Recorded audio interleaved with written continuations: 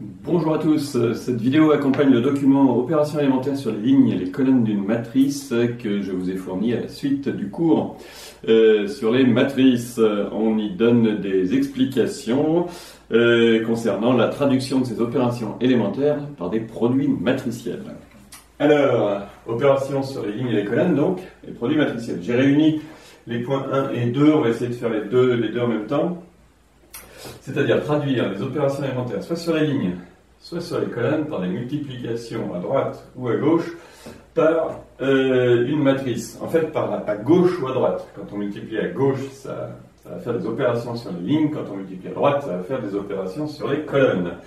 Alors, on prend une matrice petit a, grand A, dans MNP de K, ces coefficients sont les petits a, justement, A, I, J. J'ai utilisé des notations qu'on a mis en place dans le cours, donc j'appelle C1, C2 jusqu'à CP les colonnes de A, chacune ayant n composantes.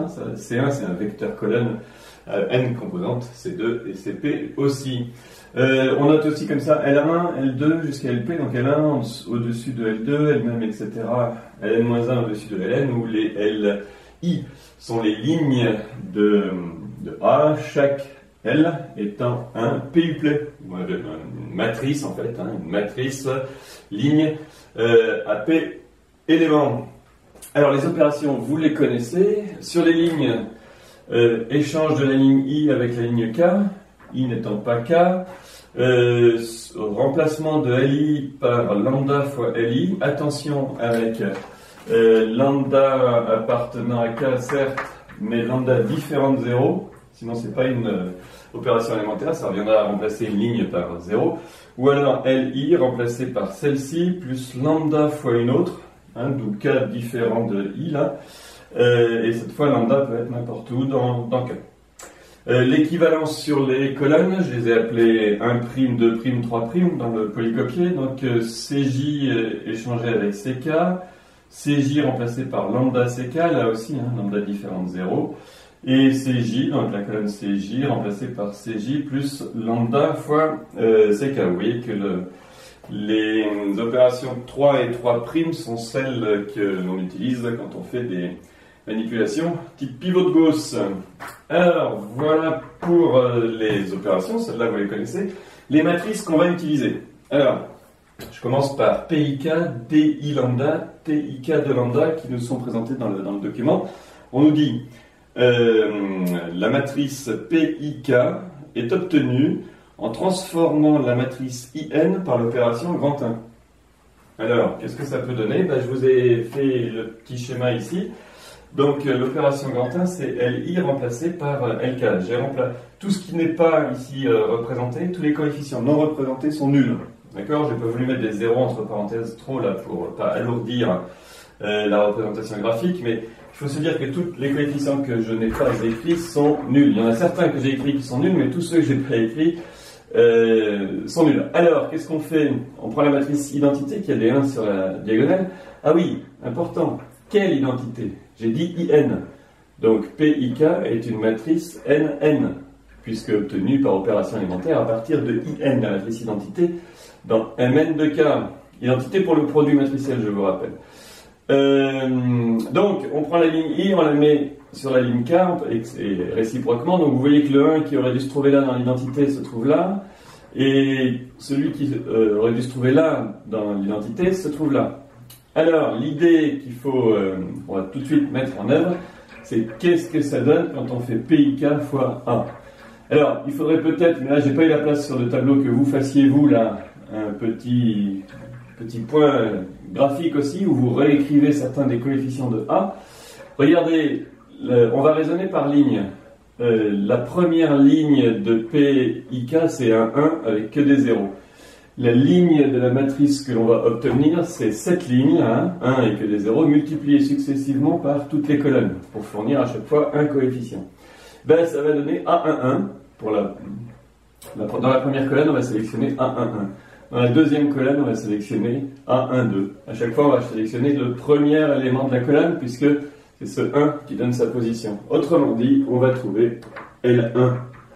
Idem pour L2. Quand vous regardez la deuxième ligne de PIK, c'est 0, 1 et que des zéros. Quand vous multipliez successivement cette ligne par toutes les colonnes de A, ça va sélectionner en quelque sorte à chaque fois son deuxième élément. Donc vous allez prendre dans la première colonne A2,1, dans la deuxième colonne A2,2, A2,3. Donc ici vous allez avoir L2. Je ne le mets pas parce que ça va être un peu long à faire. Je sélectionne plutôt ici les positions LI, LK et LN. Vous avez compris que tout va se passer comme si, donc avant L1, tout se passe normalement, on va jusqu'à L2, et puis, hop, LN ici. Il y a deux lignes seulement qui vont nous intéresser, c'est la ligne I et la ligne K. Qu'est-ce qui se passe dans la ligne I et qu'est-ce qui se passe dans la ligne K? Alors, regardons la ligne I. Cette fois, la ligne I de la matrice PIK, c'est des zéros partout, mais un I, regardez, en kème position. Quand on multiplie cette ligne successivement par toutes les colonnes de A, c'est l'élément qui est en kème position sur la colonne qui va être sélectionné. Autrement dit, quand on les met tous l'un à côté de l'autre, on obtient, alors successivement, AK1, puis AK2, puis AK3, etc. C'est-à-dire que là, on va trouver la ligne LK. Idem, quand on multiplie la nouvelle ligne LK là, par toutes les colonnes, on va trouver, regardez, c'est le ième élément de chaque colonne qui est sélectionné. Autrement dit, là, on va trouver LI. Alors, je ne sais pas si c'est très bien écrit. Vous avez compris que la multiplication de A à gauche par cette matrice PIK provoque l'échange de sa ligne I avec sa ligne K. C'est-à-dire réalise l'opération numéro 1. Donc voilà, sur ce petit exemple, on a traduit l'opération 1, donc échange des lignes I et K, par la multiplication à gauche par une matrice carrée. Alors, je ne dis pas encore carré inversible, mais regardez, on voit assez aisément que toutes ces colonnes, par exemple, sont linéairement indépendantes, idem pour les lignes. Donc en fait, ça c'est une... Alors si vous raisonnez en colonne, c'est une matrice qui a n colonnes linéairement indépendantes, donc qui est dans Mn de K, donc qui est inversible, idem pour les lignes. Matrice de rang maximal. Donc en fait, cette matrice-là, plutôt que d'être dans Mn de K, on aurait même pu préciser, elle est dans GLN de K. Bon, on verra ça un peu plus tard. Alors, on va, dans le tableau suivant, s'intéresser là encore aux matrices d'échange, mais cette fois sur les colonnes. J'y reviens tout de suite.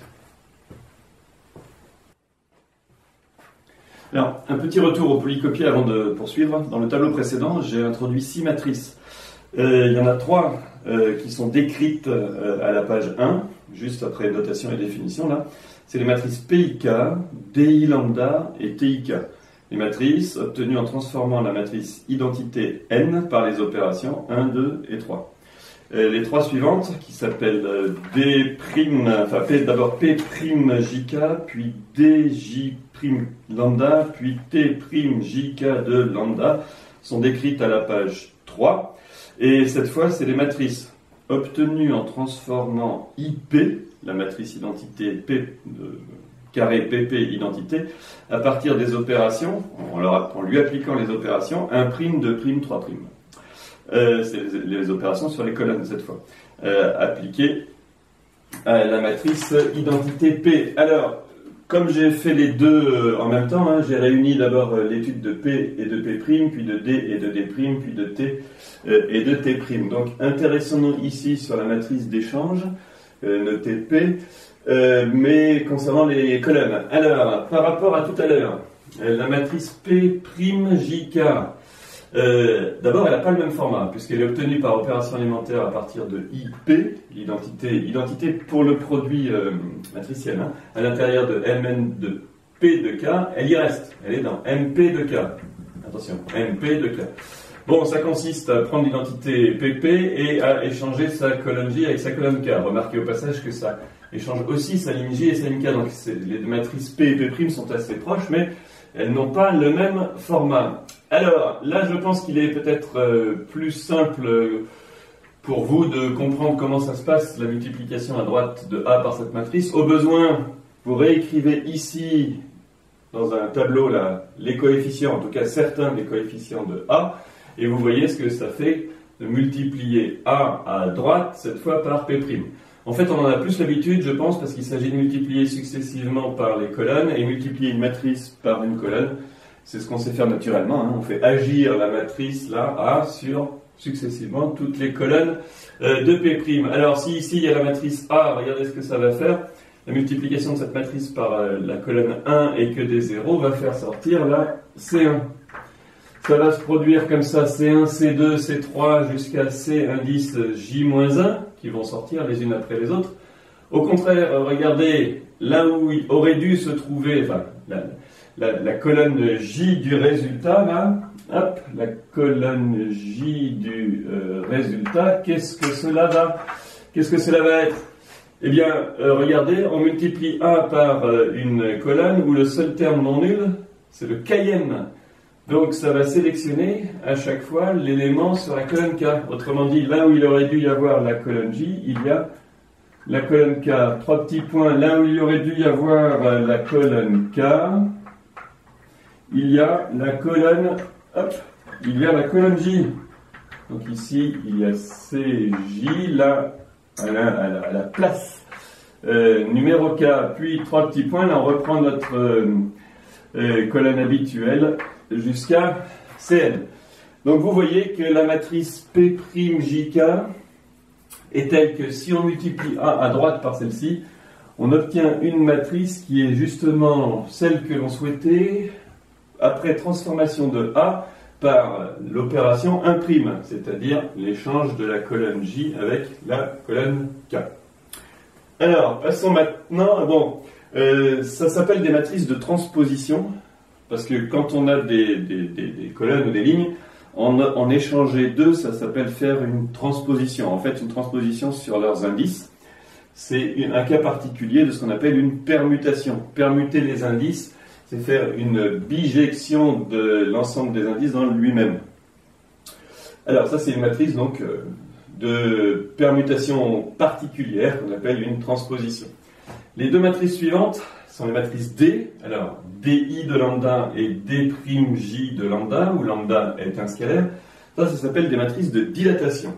Alors, comment elles sont obtenues respectivement? On va commencer par DI de lambda. Elle est obtenue à partir de l'identité n, IN, en multipliant simplement le coefficient à la place I, là, donc à la colonne I, ligne I, par lambda. Donc il y a des 1 partout sur la diagonale, sauf 1 qui est en fait lambda, lambda non nul, hein, je vous le rappelle. Alors, qu'est-ce qui va se passer pour DI lambda A? Alors, regardez, là encore, A est maintenant sur la droite, là, lors du produit. Quand on multiplie la première ligne de DI lambda par toutes les colonnes de A, ça sélectionne à chaque fois le premier élément, donc là, il y aura L1. Ensuite, quand on multiplie la deuxième colonne de DI lambda par toutes les colonnes de A, ça sélectionne à chaque fois le deuxième élément, donc là, il y aura L2. Donc L1, tout ça va se passer. Alors là, je sais, je vais peut-être pas. Bon, je vais ici, tout se passe normalement, hein, L1, L2, L3. Là, on va juste isoler le cas de la colonne I. Là, on reprend notre habitude. En dessous de, regardez, hein, donc L1 jusqu'à LI-1 vont se trouver là. En dessous de la ligne I, il va y avoir LI plus 1 jusqu'à LN. La seule ligne qui n'est pas celle d'origine, c'est la ligne I. Et de quoi s'agit-il? On multiplie toutes les colonnes de A par la ligne contenant que des zéros et un lambda là, à la position I. Ça sélectionne lambda fois le ième élément. Autrement dit, là, il y a lambda fois LI. Et en bas, LN. Alors, bon, les notations sont assez lourdes. Si ici, on va de L1 jusqu'à L indice I-1, et si on reprend à L indice I plus 1 jusqu'à Ln.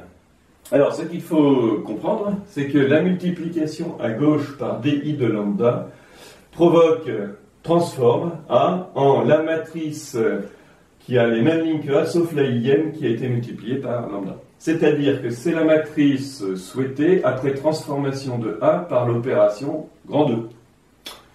Alors, de même, là je ne le fais pas parce que je pense que si vous avez vu comment se comporte P d'un côté et P' de l'autre, vous allez comprendre comment se comporte DI d'un côté, D'J de l'autre. Donc D'J de lambda, c'est la matrice obtenue à partir de l'identité, elle est donc dans MP de K.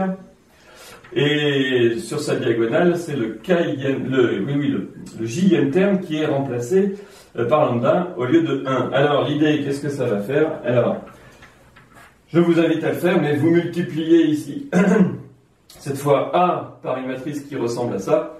Vous voyez que les premières colonnes sont inchangées, la Jm va être changée, donc ici il y a C1, tac, tac, tac, tac, tac, tous C2, C3, alors je ne mets pas C numéro J-1, je mets juste à la Jm place la colonne lambda fois Cj, puis je reprends mes colonnes jusqu'à écrire Cn.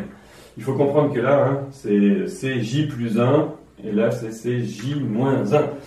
Conclusion, la multiplication à droite de A par une D'J lambda provoque la transformation de A en la matrice obtenue à partir de A par l'opération 2'. La multiplication d'une colonne par lambda. Alors, ces matrices-là, DI et lambda et D'J lambda s'appellent des matrices de dilatation. Alors, une petite précision tout de suite, vous voyez que là, j'ai dit qu'elle était dans Mn de K, celle-ci, en fait, vous voyez que c'est une matrice diagonale dont tous les coefficients sont non nuls. On a pris soin ici, dans les opérations de type 2 ou 2', de prendre lambda non nul. Donc en fait, les DI lambda sont déjà dans la première dans GLN de K et la deuxième dans GLN de P. Ce sont des matrices inversibles. Alors, intéressons-nous au dernier type d'opération élémentaire, c'est-à-dire 3 et 3', et donc aux matrices TIK de lambda et T'JK de lambda.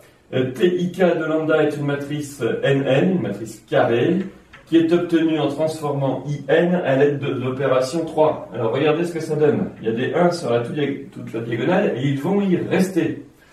Par contre, la ligne I, elle a été transformée en lui ajoutant lambda fois la ligne K. Donc elle garde son 1 ici, mais elle a en plus un lambda là.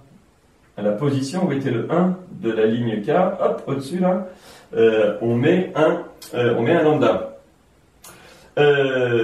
Alors, qu'est-ce que fait la multiplication à gauche de A par TIK?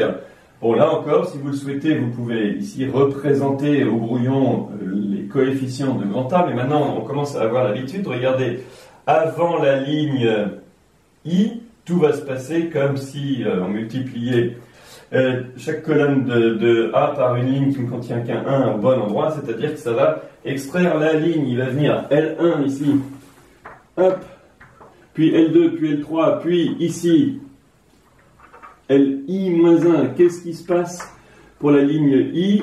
Bah déjà, on va dire que ça continue après, comme ça, là, ça continue après.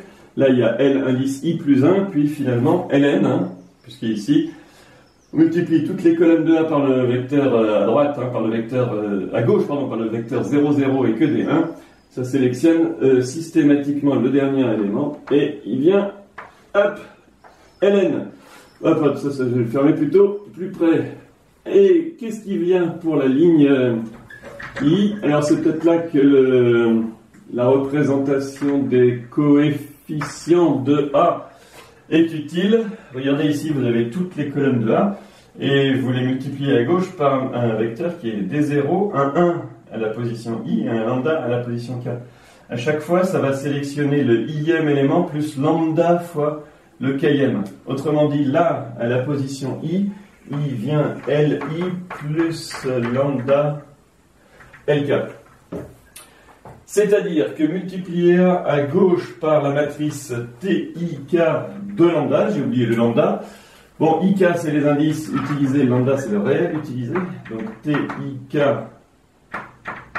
de lambda provoque ou transforme A en une matrice obtenue à partir de A par l'opération 2, c'est-à-dire remplacer la ligne I par la ligne I plus lambda fois la ligne K. Alors, de même, je vous laisse le voir, hein. T'Jk de lambda, là encore, j'ai oublié au moment d'écrire le tableau, hop, j'ai oublié le lambda. T'Jk de lambda est dans MP cette fois de K, c'est une matrice carrée qui ressemble, alors attention, là il faut mettre un J, là aussi, hein. Et quand on multiplie A à droite cette fois par T'Jk, là vous pouvez presque l'imaginer à partir de ça, comme si ça c'était J et J là. Donc vous multipliez A ici par là, vous voyez que toutes les colonnes jusqu'à la J-1 vont être inchangées. Donc il va venir C1, C2 jusqu'à CJ-1. Là en position J, il va se passer quelque chose de particulier. Là il y aura CJ plus 1. Et là il y aura CP, la colonne numéro P. CP. Et qu'est-ce qui se passe pour la colonne numéro J? Eh bien, regardez, A étant là, on la multiplie par la colonne qui a un lambda en position J, attention c'est J hein, ici maintenant, et un 1 en position K, ça va sélectionner à chaque fois le JM plus lambda fois le KM, donc il vient ici, C1, je vais écarter un petit peu, mais comme ça, là, il vient CJ plus lambda fois CK. Voilà. Alors, vous constatez que multiplier à droite A par la matrice T'Jk de lambda, décidément, provoque la transformation de A en une matrice obtenue à partir de A par l'opération 3', c'est-à-dire le remplacement de la colonne J par la colonne J plus lambda fois la colonne K. Alors, on a bien compris que les opérations élémentaires sur des matrices peuvent se traduire, soit, si c'est des opérations sur ligne, par la multiplication de A à gauche par une matrice NN, soit, s'il s'agit de manipulation sur les colonnes, par la multiplication à droite de A par... qu'est-ce que j'ai dit? Sur les colonnes, la multiplication à gauche, et sur les lignes, multiplication à droite. Hein. J'espère que j'ai dit ça. Par des matrices, alors cette fois, multiplication ici à gauche par une matrice PP. Qu'est-ce que j'en dis? Qu'est-ce que je dis d'autre? Ben c'est tout. Reste à voir maintenant que ces matrices sont inversibles et qu'elles ont certaines propriétés. Juste un nom avant de clore ce tableau. T'Ik et T'Jk sont des matrices qu'on appelle des matrices de transposition. Donc ici c'est une matrice particulière de permutation, en l'occurrence une matrice de transposition. Ça c'est des matrices dites de dilatation, et ça c'est des matrices dites de transposition. Voilà. Montrons maintenant que les matrices PDT, P', D', T' sont inversibles. Alors, commençons par les premières. C'est des matrices NN, donc elles sont, en tout cas on va le montrer, elles sont inversibles dans Mn de K. Bon, pour certaines d'entre elles c'est assez évident, mais là en plus, le petit calcul qu'il y a va permettre de déterminer leur inverse. Alors, regardez l'idée.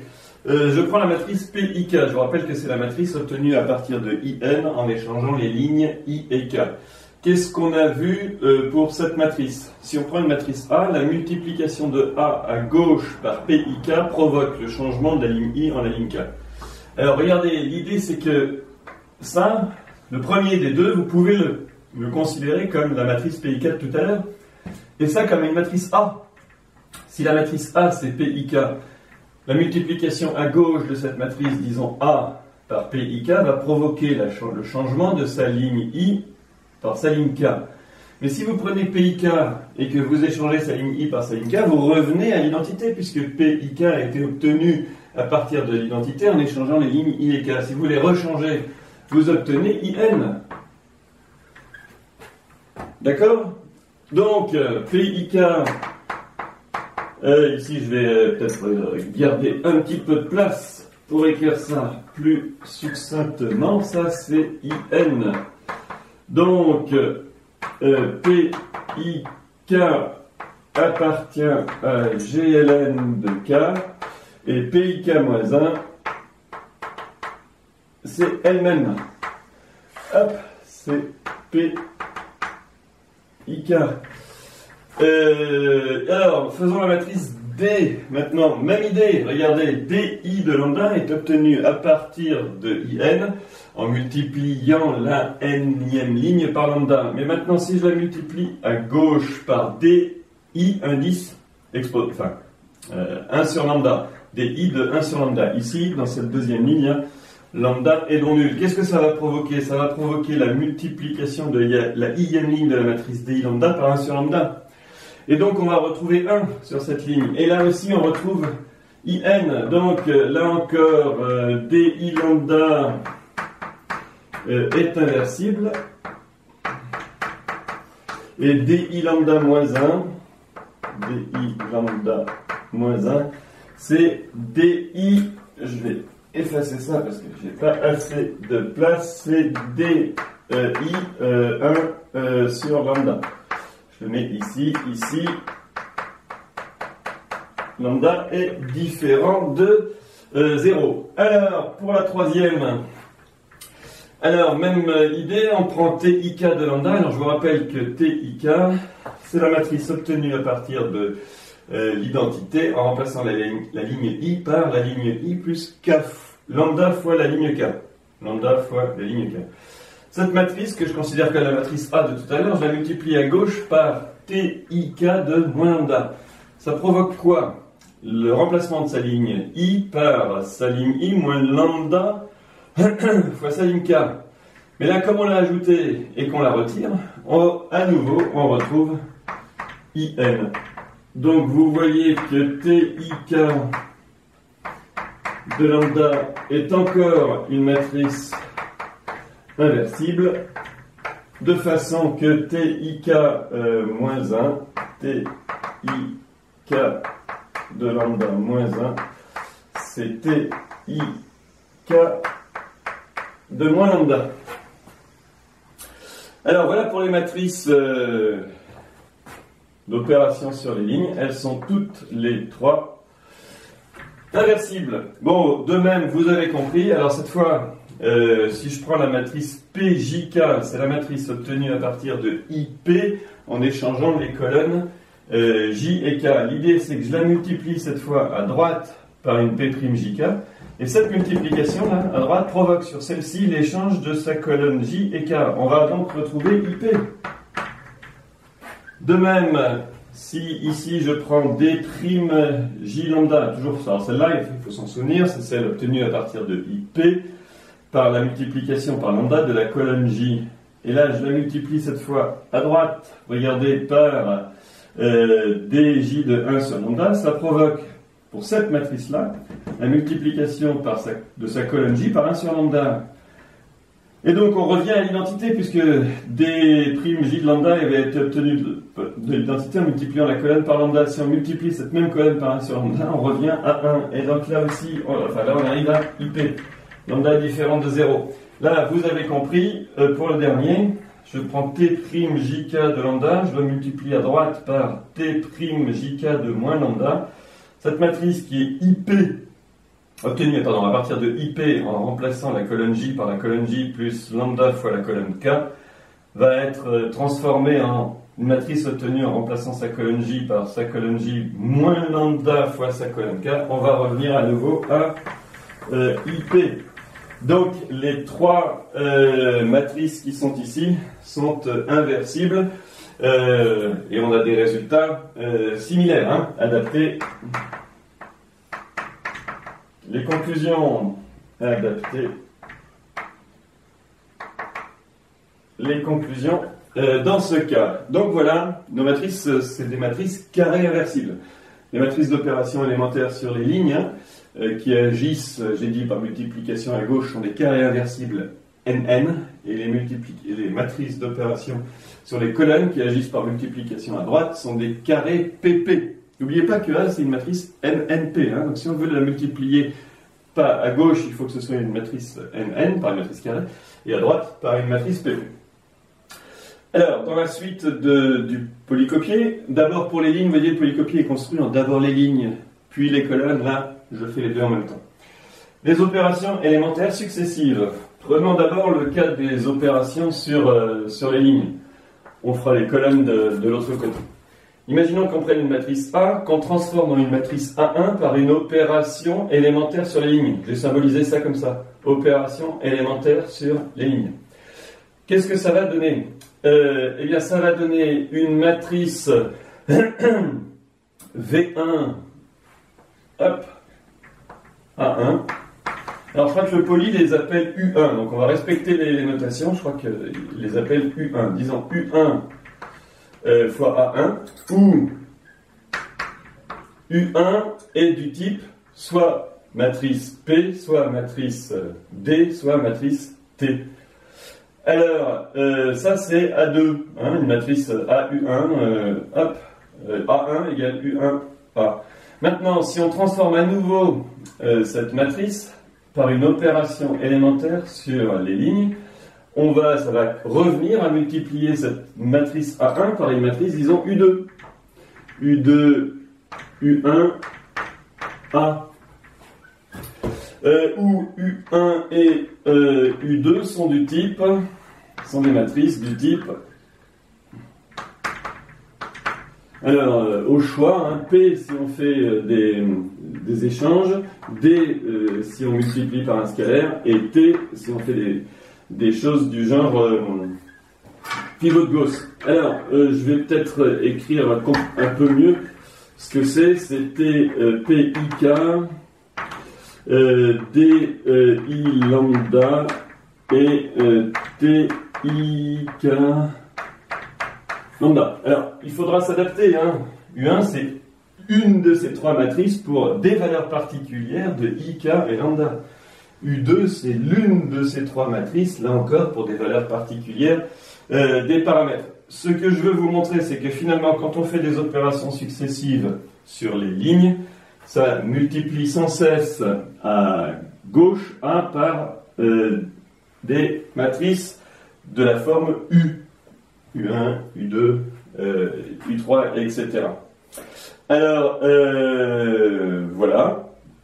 La fin des pointillés, c'est que quand on aura fait toutes des opérations élémentaires sur les lignes, on aura une matrice qui finalement, ici je peux mettre une parenthèse, sera de la forme U1, U2 jusqu'à U nombre d'opérations élémentaires que vous avez fait, fois A, c'est-à-dire encore une matrice U fois A, où U est dans GLN, parce que la multiplication de deux matrices carrées inversibles NN est encore une matrice carrée inversible NN, donc U2, U1 est dans GLN. Et finalement, faire des opérations successives sur les lignes revient à multiplier à gauche A par une matrice carré inversible qui est un produit de matrices d'opérations élémentaires. Bon, on résume ça et on dit que c'est la même chose pour les colonnes. J'ai résumé la situation dans une proposition. Si A est transformé en B par des opérations élémentaires successives sur les lignes, on a B égale grand U fois A, où U est une matrice NN inversible. De même, si A est transformé en B par des opérations élémentaires successives, mais cette fois sur les colonnes, on a B égale A fois V, où V est une matrice PP, matrice carrée, donc inversible. Bon, la preuve s'inspire de notre petit exemple du bas. Hein. Je ne développe pas, je résume simplement. Dans le premier cas, on a B égale, alors, dans cet ordre-là, hein, à chaque fois qu'on agit sur A, on la multiplie pour faire une opération élémentaire, on la multiplie à gauche par une carrée NN. Donc c'est dans cet ordre. Ça, c'est la matrice associée à la première opération élémentaire. Ça, la matrice associée à la deuxième. Puis quand on en aura fait N, en supposant qu'il faut N opérations élémentaires successives pour aller de A vers B, on aura B égale UN fois UN moins 1 fois U2 fois U1, où les matrices, donc U1, U2 jusqu'à UN, sont les matrices de GLN de K, toutes dans GLN de K, associées aux N opérations élémentaires successives. Bon, finalement, c'est ça, U là, c'est cette matrice. Alors, comme c'est un produit de matrice inversible, c'est également une matrice inversible. Une remarque, son inverse c'est U1-1 fois U2-1 fois U grand N-1. Alors dans le deuxième cas, vous voyez que là, on agit sur A par des opérations successives sur les colonnes, donc par multiplication à droite par des matrices PP inversibles. Si V1 est la matrice d'opération associée à l'opération élémentaire numéro 1, puis V2, puis Vn, prime, il n'y a pas forcément le même nombre d'opérations sur les lignes et sur les colonnes, B va finalement être égal à cette matrice là, où ça c'est la matrice V. V1, V2 jusqu'à V1 grand N' sont dans GLP de 4, donc toutes des carrés PP inversibles. Leur produit aussi, hein. U appartient ici à GLN et là V appartient à GLP. Alors voilà, qui prouve les deux résultats importants, et en plus on en sait plus hein, sur ce que sont ces matrices grand U et grand V. Alors, le poly passe après un point numéro 3 qui est là comme une application pour inverser une matrice. Avant cela, je vais faire deux petits compléments. Des interprétations de résultats connus. D'abord, l'échelonnement d'une matrice, et ensuite la transformation d'une matrice en la matrice de même format canonique de rang R, où R, c'est le rang de rang. Le premier résultat est donné dans le polycopier, le deuxième résultat, je l'ai cité dans le cours au moment de l'introduction de cette fameuse matrice JNPR. On voit ça tout de suite. Bon, j'ai écrit les deux propositions que je me proposais de vous donner. Alors, d'abord, la réinterprétation d'un résultat connu concernant l'échelonnement. Soit A, une matrice de MNP de K, donc à N ligne et P colonne. On a vu au premier semestre qu'on peut toujours transformer A par des opérations élémentaires successives sur les lignes en une matrice grand E qui est échelonnée par ligne. Je vous laisse revoir ce que veut dire échelonné par ligne, mais on a vu ça au moment de l'étude des systèmes. Chaque ligne a un premier terme non nul qui est plus à droite que celle du dessus, et dès qu'une ligne est nulle, toutes les autres le sont. On appelle pivot, je vous rappelle, les premiers coefficients non nuls de chaque ligne non nulle.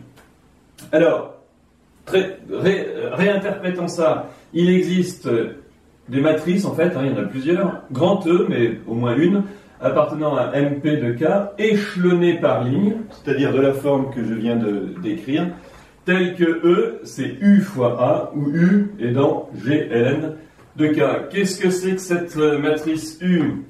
Eh bien, c'est la matrice U, produit des matrices associées aux opérations élémentaires qui permettent de transformer A en E.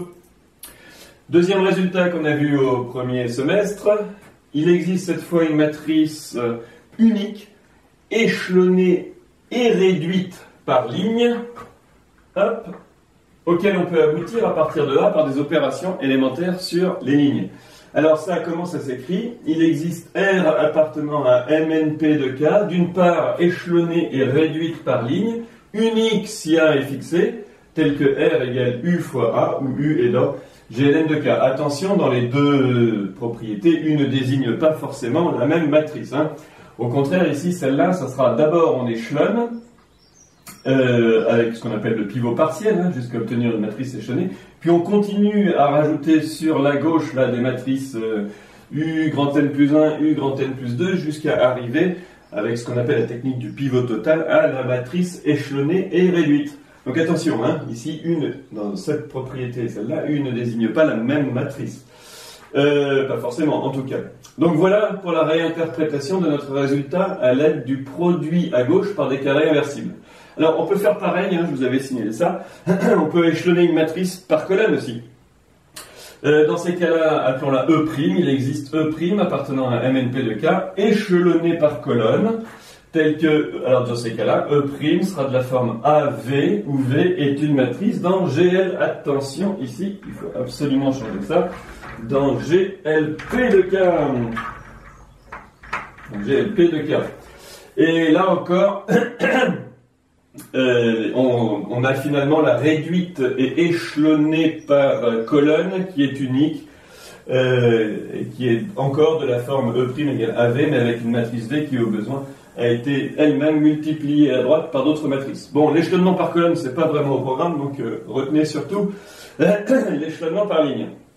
Une deuxième propriété, et cette fois celle que l'on vient de voir là dans le cours sur le rang. Je reprends la matrice A appartenant à MNP de K et je dis que son rang c'est R. Alors R est un entier entre 0 et N, mais aussi entre 0 et P, à la fois plus petit que N et plus petit que P, c'est-à-dire plus petit que le minimum de N et de P. Alors on sait que l'on a A égale U fois JNPR fois V, ou alors attention, par rapport au cours, il y a notation a été un petit peu changée, c'est U qui est dans GLN de K et V qui est dans GLP de K. Bon, c'est la notation du polycopier, tant pis. Vous savez que ce résultat fait partie du cours. On peut transformer A par multiplication et à gauche et à droite par des matrices qui sont en fait des matrices de changement de base pour obtenir ici une matrice de l'application linéaire associée à A sur des nouvelles bases. C'est ça l'idée dans le cours. Mais ici, qu'est-ce qu'on peut dire finalement? C'est que ça, les matrices U et V peuvent aussi être interprétées comme des produits de matrices d'opérations élémentaires. Alors là, je ne fais pas ce point de cours, mais on peut transformer A par des opérations élémentaires successives. Alors là, vous voyez par rapport ici, là, on s'autorise à la fois les opérations élémentaires sur les lignes, par multiplication ici à gauche par U, et sur les colonnes. Alors, bon, je passe sur la preuve de celle-ci. On peut interpréter U comme le produit de matrices d'opérations élémentaires sur les lignes, puis V qui est le produit des opérations de matrices élémentaires sur les colonnes, toutes les opérations élémentaires qui permettent de transformer A en JNPR. L'existence de cette suite de transformations élémentaires, on l'admet ici. Mais ce que je veux vous dire ici, c'est que les matrices U et V, qui semblaient être des matrices de changement de base dans le cours, peuvent aussi être interprétées comme des produits de matrices d'opérations élémentaires pour U sur les lignes et pour V sur les colonnes. Voilà pour ce que je voulais ajouter. Donc on passe au dernier point qui est une application particulière. C'est la façon de trouver l'inverse d'une matrice. Alors, attention avant de faire le point 3. Là, il faudra choisir soit des opérations élémentaires sur les lignes, soit des opérations élémentaires sur les colonnes, mais pas les deux. Comme ici, pas comme là où on s'autorise à la fois l'une et l'autre. On fait le point 3 tout de suite. Alors, je reprends ici le point 3 concernant l'inversion d'une matrice carrée par opération élémentaire sur les lignes. Alors attention, inversion si possible, parce qu'il y a des matrices carrées qui sont inversibles, d'autres qui ne le sont pas. On verra d'ailleurs que sur notre exemple, on arrive à décider assez rapidement que celle-ci l'est. Alors celle-ci, c'est la matrice A de 4, 3, 0, 1, 1, 2, 2, moins 1 donnée par ligne. Elle est dans M3 de R. L'idée, donc, c'est de transformer A par des opérations élémentaires successives sur des lignes pour obtenir des matrices, alors qu'on a dans un tableau, là, dans le polycopier, je vous laisse les lire, je ne les réécrirai pas forcément, je les ai appelés A1, A2, A3, A4, et il y a 6 opérations élémentaires, donc finalement, on arrive à A6. Alors, regardez comment ça se passe, les opérations élémentaires en question. D'abord, on va faire L3 remplacé par L3 moins L1 pour avoir 2, 0, 0 sur la première colonne. Ça, c'est la matrice A1. Encore une fois, je ne la réécris pas, ça modifie ici ce bloc, mais je vous laisse voir ça. Ce que l'on sait, nous, c'est que A1, c'est U1 fois A. D'ailleurs, on peut préciser U1, c'est la matrice de transvection. Alors, regardez, on a modifié la ligne 3 en utilisant la 1 et le scalaire moins 1. Moins 1 ici, attention. Ensuite, qu'est-ce qu'on fait à cette nouvelle matrice qu'on appelle A1 ? La ligne 3 remplacée par la ligne 3 plus 2 fois la ligne 2. On obtient une matrice A2 qui est cette fois, je l'ai réécrit, qui est là. Nous, on sait que cette matrice A2 par rapport à la matrice U1A est obtenue par multiplication à gauche par une U2, où U2 c'est la matrice T. Alors avec les notations, on a changé la ligne 3 avec la ligne 2 et le scalaire 2. Alors regardez, ce qui est intéressant ici, et c'est pour ça que le poly propose une pause en disant déduisez-en que A est inversible. Regardez, toutes ces matrices-là, ces trois-là, sont des matrices inversibles. Bon, les matrices U1 et U2 sont des matrices associées à des opérations élémentaires. On sait que ça, c'est des matrices inversibles. Mais la matrice A2 qu'on a obtenue ici, c'est une matrice triangulaire supérieure dont tous les coefficients diagonaux sont non nuls. Autrement dit, ces trois matrices, là, toutes les matrices qui sont sur la gauche, elles appartiennent à GL3 de R. Or, on a A2 égale U2, U1, A. Donc, qu'est-ce que c'est que A? Alors, il faut d'abord multiplier A2 par U-1 ici. Hop, U2-1, pardon. Et enfin par U1-1. Regardez, U2-1, A2, c'est la matrice U1A. Et U1-1, U2-2, A1. Ça fait cette matrice. Autrement dit, A est le produit de trois matrices inversibles. Je vous rappelle que si U1 est inversible, son inverse existe et elle est inversible. Autrement dit, A et A appartient à GL3 de R. A appartient à GL3 de R puisque c'est la multiplication de trois matrices de GL3. Je vous rappelle que GL3 est un groupe pour fois, hein, c'est stable par multiplication. Alors, revenons un peu en arrière et demandons-nous qu'est-ce qui se passe si on fait les mêmes opérations faites sur A, mais à partir de l'identité. Alors ça, c'est assez intéressant parce qu'on sait que l'identité, U1, c'est quoi là? U1, c'est la matrice qui est associée à cette opération élémentaire.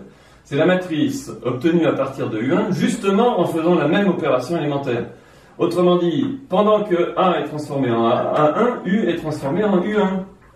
Puis ensuite, ici, hop, l'opération élémentaire numéro 2, pendant que A1 est transformé en A2, ici,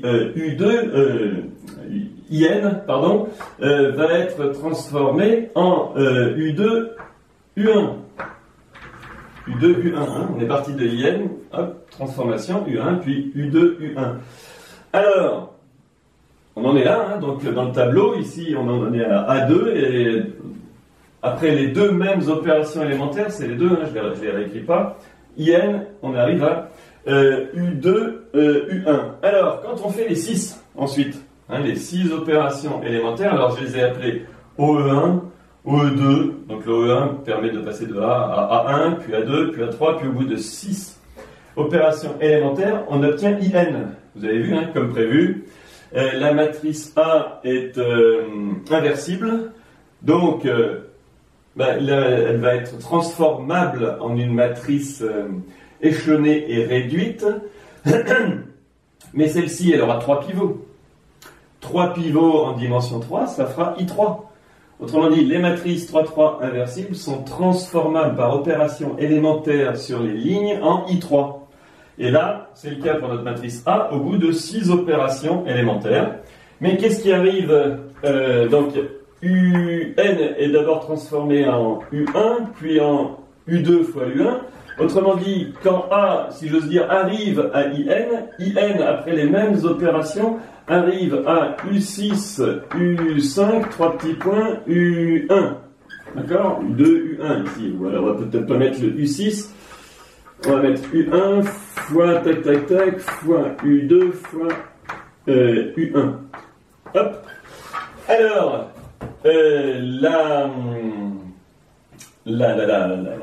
l'idée c'est d'interpréter ça en disant que cette matrice-là, c'est l'inverse de A.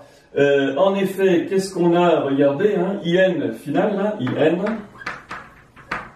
le IN final, le A6, c'est U6, U5, etc. fois tac tac tac tac tac, fois U2 fois U1, le tout fois A. Donc, A moins 1, c'est cette matrice-là. U6 fois 3 petits points fois U2 fois U1. Et c'est ça qui est intéressant. Hop! Autrement dit, ça donne une technique pour déterminer l'inverse d'une matrice à partir d'opérations élémentaires sur les lignes quand cette matrice est inversible. La technique, vous l'avez compris, c'est de faire un tableau avec d'une part A et IN. On transforme A par des opérations successives sur les lignes en IN. Et en faisant les mêmes opérations, mais en partant de IN, quand pour A on arrive à IN, pour IN on arrive à A-1. C'est ça qui résume l'exemple qu'on vous a donné et qui permet de trouver, alors c'est une autre technique, technique du tableau et des opérations élémentaires sur les lignes. On résume le cas général et on conclut l'étude de ce document. Pour conclure, j'ai donc réécrit la propriété cette fois dans le cas général, soit A est une matrice dans Mn de K, donc une matrice Nn. Si A est inversible, la matrice échelonnée et réduite par ligne associée à A, c'est l'identité. Remarquez que A est de rang N, puisque finalement elle a sa matrice échelonnée et réduite par ligne à N pivots. Alors, on peut donc transformer A par des opérations élémentaires successives que j'ai appelées OE1, OE2 jusqu'à OE grand N, qui transforment successivement A en A1, A2, puis finalement une matrice A indice grand N qui est I petit n, l'identité de Mn de K pour la multiplication matricielle. Alors l'idée c'est que si pendant ce temps, IN, auquel on applique les mêmes opérations élémentaires successives, ça signifie que OE1 correspond à cette flèche et celle-là, OE2, cette flèche et celle-là. Je répète, si pendant ce temps IN est transformé successivement en des matrices que j'ai appelées B1, B2, B, etc., jusqu'à B grand N, alors cette B grand N, c'est l'inverse de la matrice A dont on est parti. Et vous généralisez ce qui est écrit dans l'exemple avec au besoin des pointillés pour avoir ce résultat. Alors, vous voyez que aussi on peut s'arrêter à un moment ici pour décider l'inversibilité de grand A et dire que c'est le cas. Bon, c'est surtout utile pour des petites matrices comme ça, là, 3-3, pour à la limite 4-4. C'est pas mal pour les matrices 4-4 si vous voulez une alternative à la technique du système, le système linéaire avec second membre, voilà. Bon, ça c'est une alternative, c'est le tableau. Alors, juste une chose pour finir, on aurait pu utiliser que des opérations élémentaires sur les colonnes. Et cette fois, on aurait eu l'inverse à droite, parce que ici, en quelque sorte, Bn, c'est l'inverse à gauche de A, mais donc son inverse. Si on fait que des opérations, mais j'insiste là-dessus, que des opérations élémentaires sur les colonnes, on peut avoir aussi IN au bout d'un moment. Et dans ces cas-là, on a l'inverse l'inverse à droite, donc l'inverse complète de A. Bon, je vous conseille quand même de conserver votre habitude de travailler sur les lignes, puisque c'est ce que l'on a fait le plus souvent au premier semestre. Voilà qui conclut l'étude de ce document. À bientôt.